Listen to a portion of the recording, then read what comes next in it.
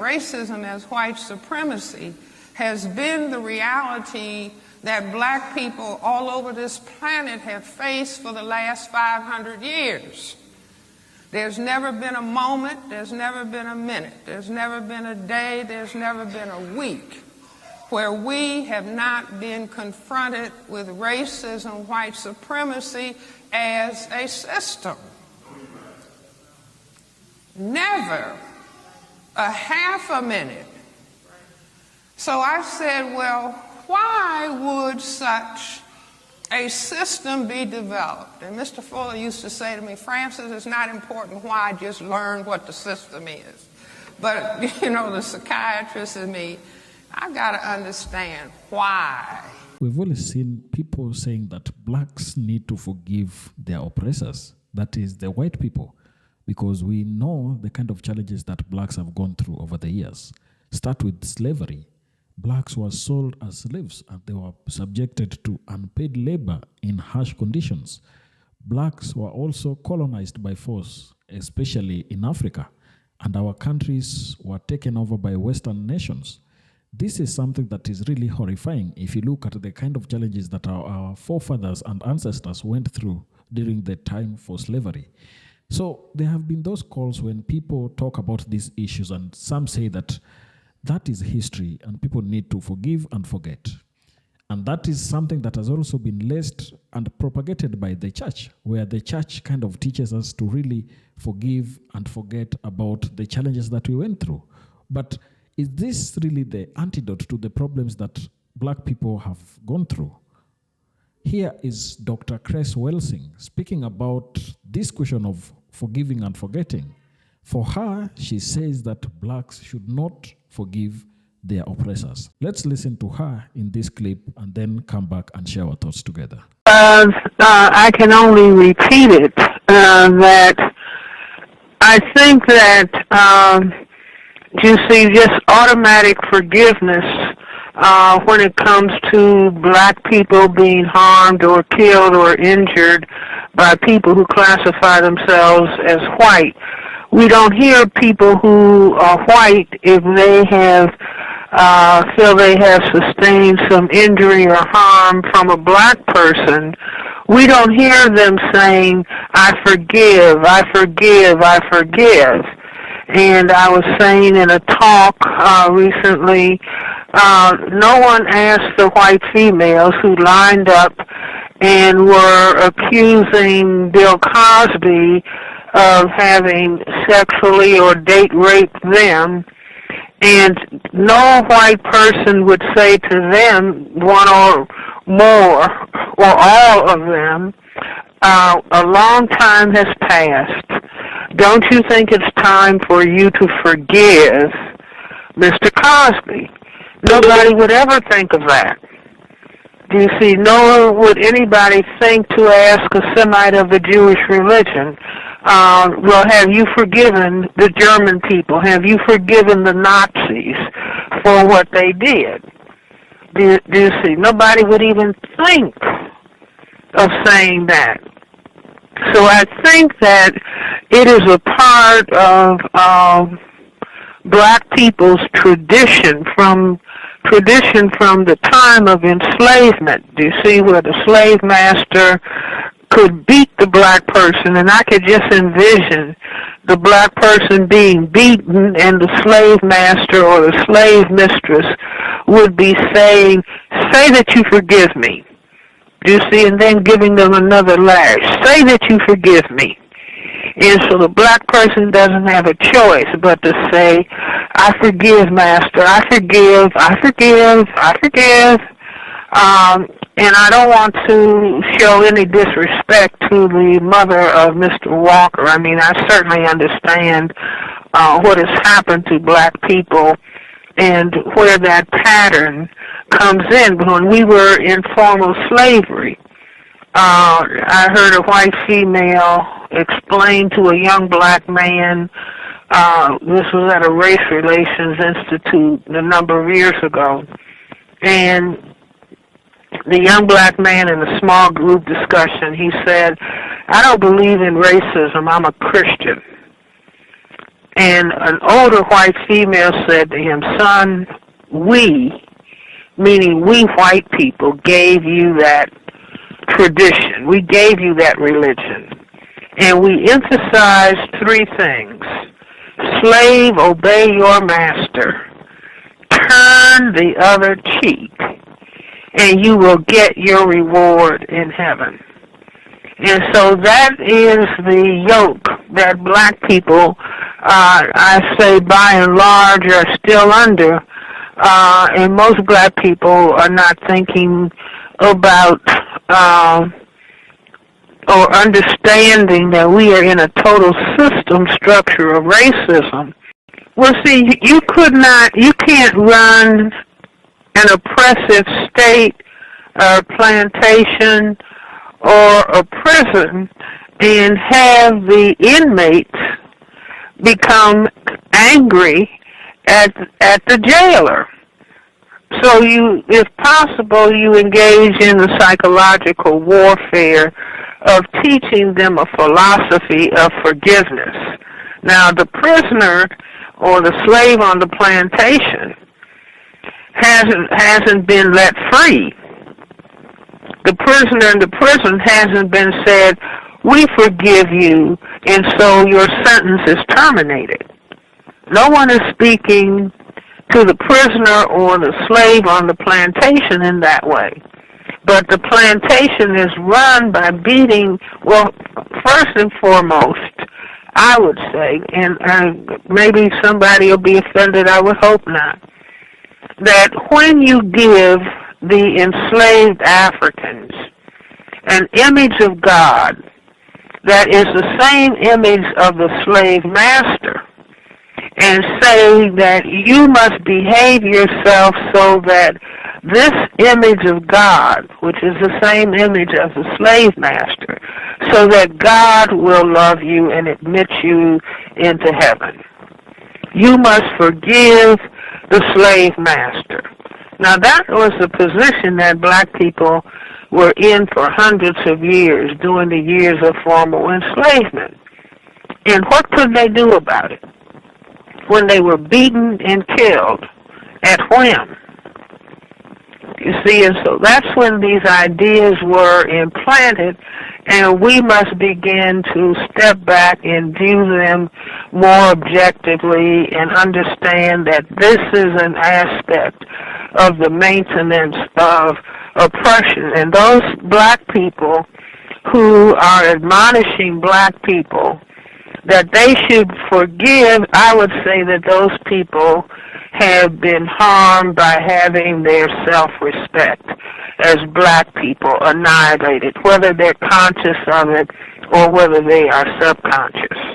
And if we as black people decide that we are going to respect ourselves, and this is one of the things that has happened to black people in the 500 years of our oppression, including the phase of slavery, formal slavery, is that black self-respect has been completely annihilated.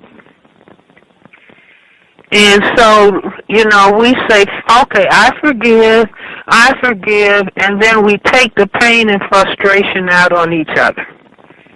It's just like in South Africa, truth and reconciliation.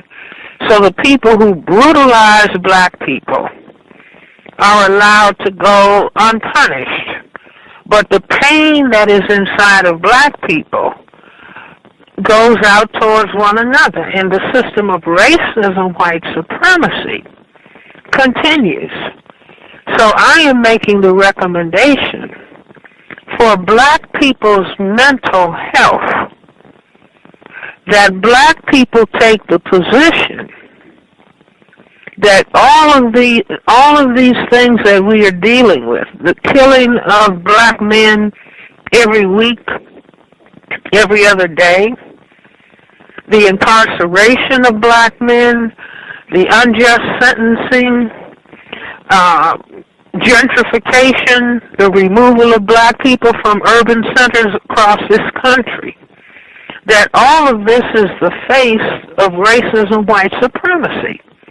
And black people have to take the position, we're not going to be in the position of saying we forgive. No, what we're going to insist upon is, number one, that racism, white supremacy as a total system structure be recognized. And number two, when that system has been brought to an end and replaced with a system of justice, then the consideration of forgiveness, if that won't even be in order, because the system of injustice will have been removed and a system of justice established. Now that's my position as a black psychiatrist, and I would say that I'm certainly recommending that as important for black people's mental health in this system, that the foundation of the position is that we are going to have respect for ourselves second to none.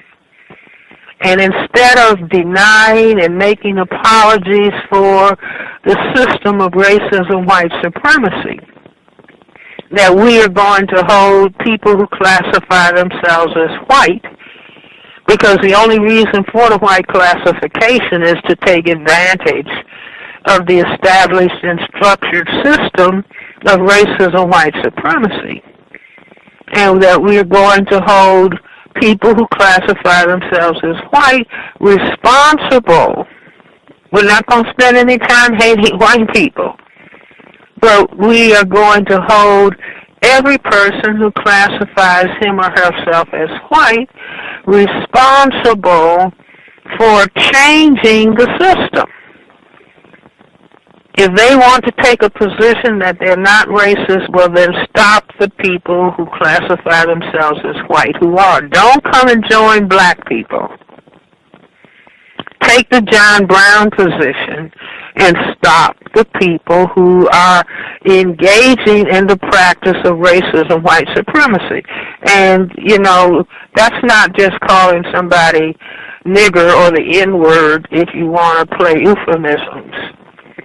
But no, the system of racism, as stated by Neely functions in all areas of people activity: economics, education, entertainment, labor, law, politics, religion, sex, and war. When I was an undergrad, I went to Antioch College in Yellow Springs, Ohio.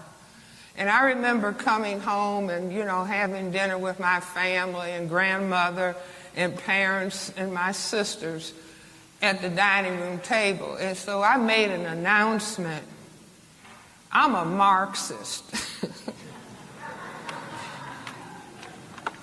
And my grandmother said the more education they get, the dumber they get.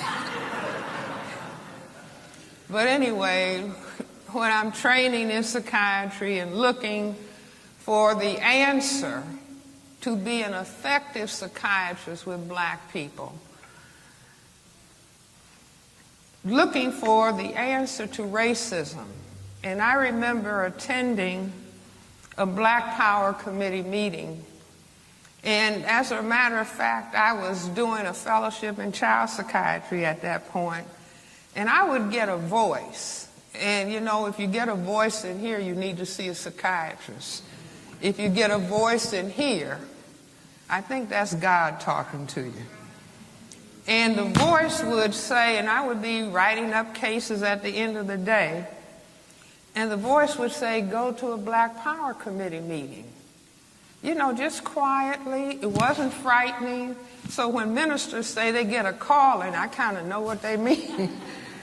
And so this would happen over and over and over again. Again, it was subtle, very subtle, nothing to shake you up or anything, because I didn't go to meetings. And so I finally went to a Black Power Committee meeting. And after the meeting, people were sitting in somebody's apartment eating African food. And a gentleman was on the other side of the room.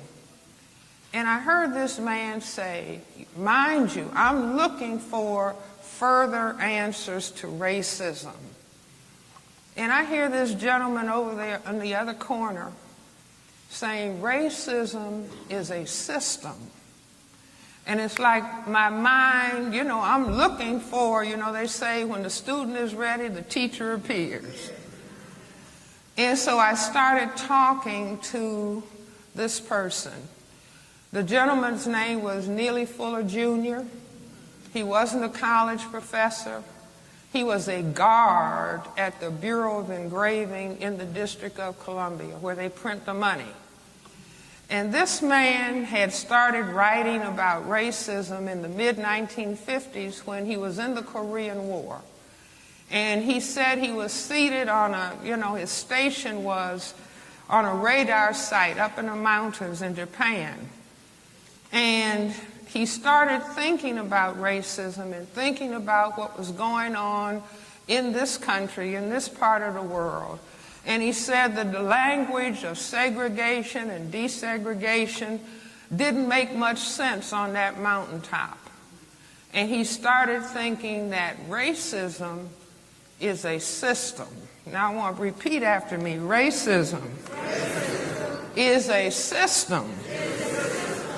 Now I consider this gentleman one of the most profound thinkers of any color in the 20th century. Remember, we started the 20th century with our great sociologist, historian, Dr.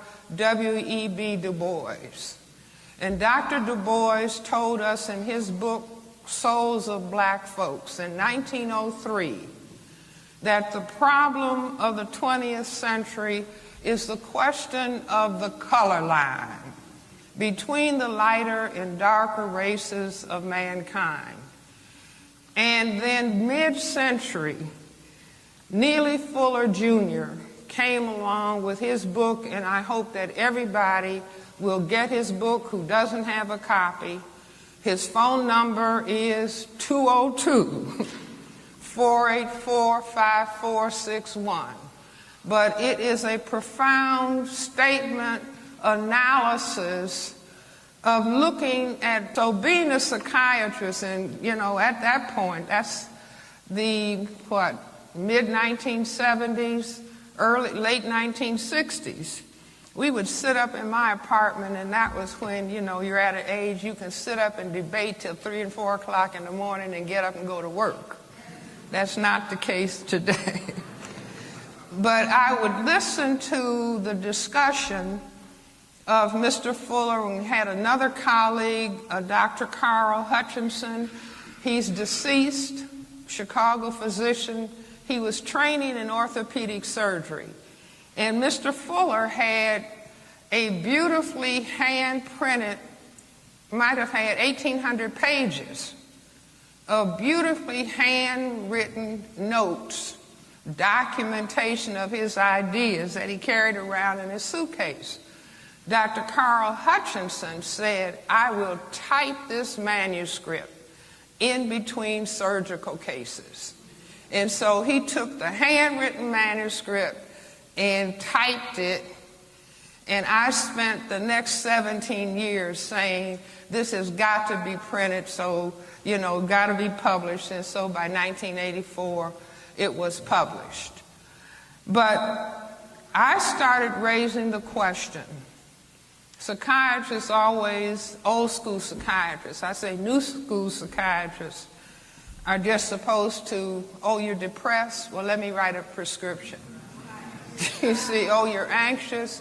Let me write a prescription and goodbye. I'll see you next time for another 15 minutes. I'm old school. I see all my patients for 1 hour. I believe that you have to talk to people and understand and then help them understand so that they can graduate from the psychiatrist and go forward because they now understand reality in a different way. So I started saying, well, why? If indeed, and I say racism as a dynamic, racism as white supremacy has been the reality that black people all over this planet have faced for the last 500 years. There's never been a moment, there's never been a minute, there's never been a day, there's never been a week where we have not been confronted with racism, white supremacy as a system. Never a half a minute. So I said, well, why would such a system be developed? And Mr. Fuller used to say to me, Francis, it's not important why, just learn what the system is. But, you know, the psychiatrist in me, I've got to understand why. See, that's where little children are brilliant. Little 2-year-old people, little 3-year-old people, they start saying, why? Why? You know, and older people get annoyed, shut up. But don't ever tell a child. If a child is saying, why, Mommy? Why, Granny? Why? You may not know the answer. Just tell the child, I don't know the answer, but I'll try to find out for you. And if I don't find out and you study and learn, you'll find out. But the question why is what turns on the brain computer. The child is asking about cause and effect. And if you can begin to understand cause and effect, you begin to get a handle on dealing with reality. So I raised the question, well, why this reality of racism? As I said, my grandfather died in 1909, and he's talking about the problem of color. Dr. Du Bois talked about it in 1903. Every black person that has been of significance to black people has tried to grapple with what was happening, what was causing us to be oppressed, and raising issues or raising discussion about it. So I tell people, mind you, I have the question in the back of my brain computer, why would they do it? And I was actually in my kitchen cooking, hands in dishwater, and the computer came with the answer. And what I started thinking about was things that were said within the system. Number one, the system said that we, as people of color, were minorities. And the other emphasis that was even greater than the factor, the numerical factor, was that we were supposed to be genetically inferior to people who classified themselves as white. Now I say, spend as much time in school as you can, spend as much time in the libraries as you can, spend as much time in bookstores as you can. Reading, repeat after me, reading is more important than watching TV. Say it again.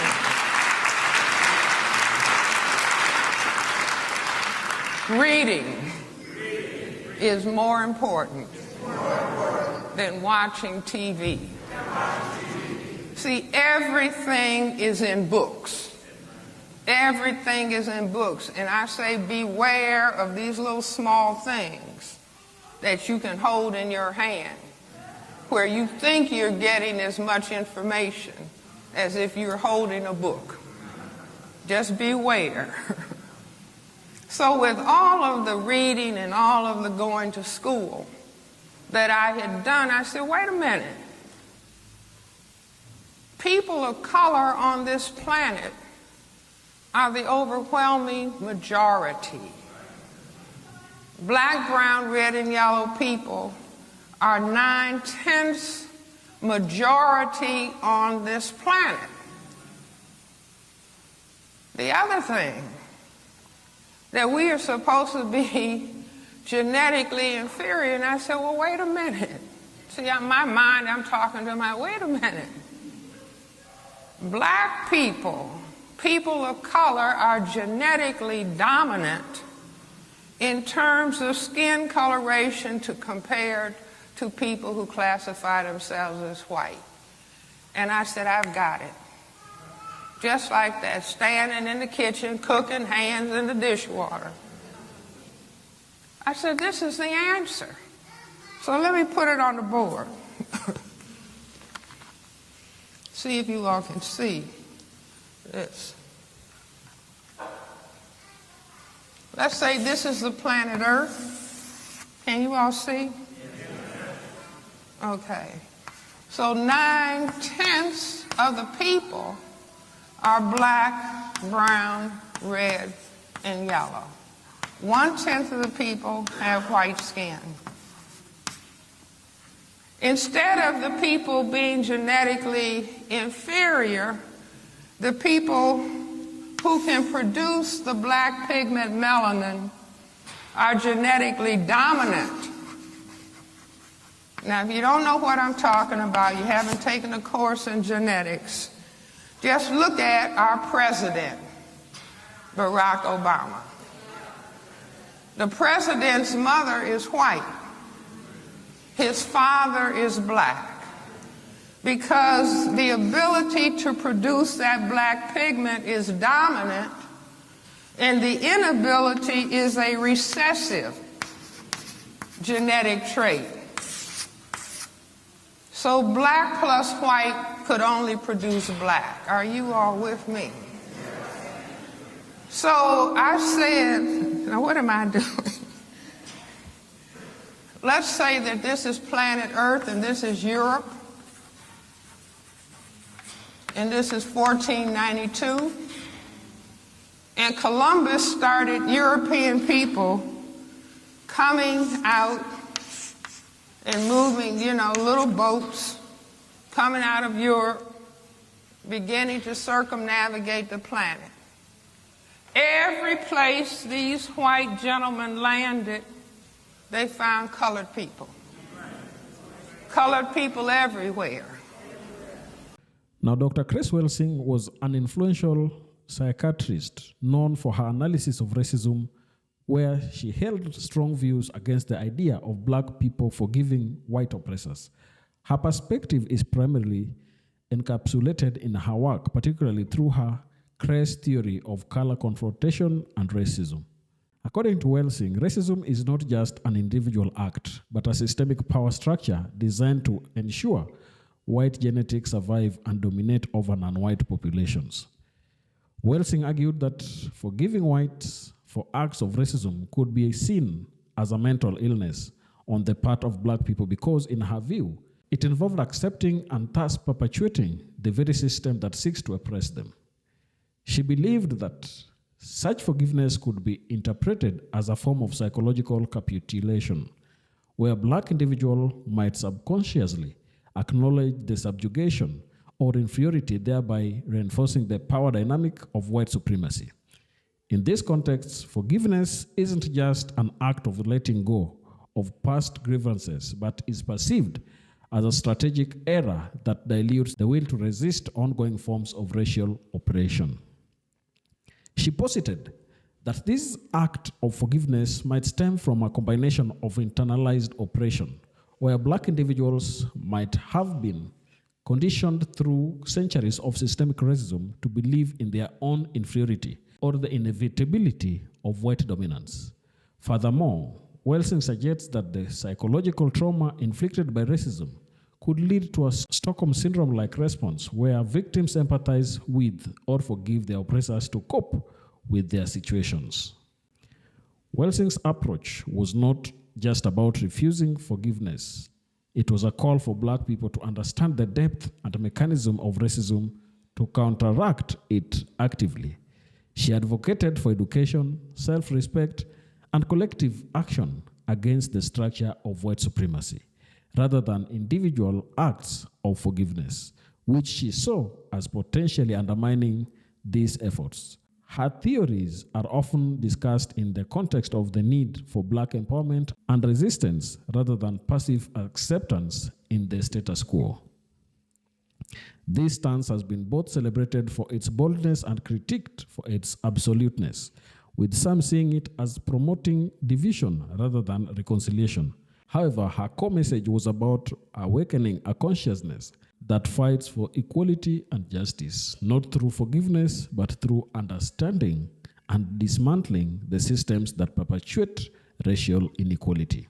I think that is an effective summary of what Dr. Cress Welsing has had during her life when she was alive. Tell me down in the comment section what you think about this perspective. And if you're watching us for the first time, don't forget to subscribe to our channel, like this video, and also share. Thank you, and may the good Lord bless you. Goodbye.